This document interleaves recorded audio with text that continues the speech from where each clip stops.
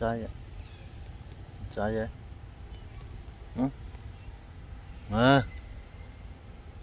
nó trai rồi. Ôi ôi cái đời vậy.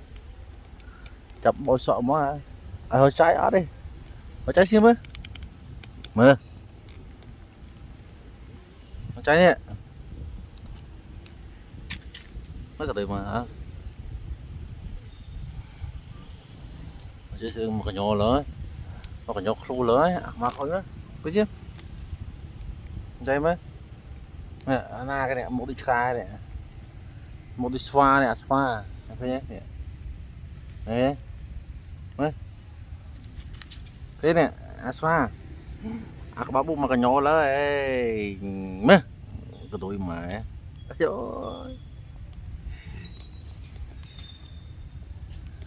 à các bạn khôi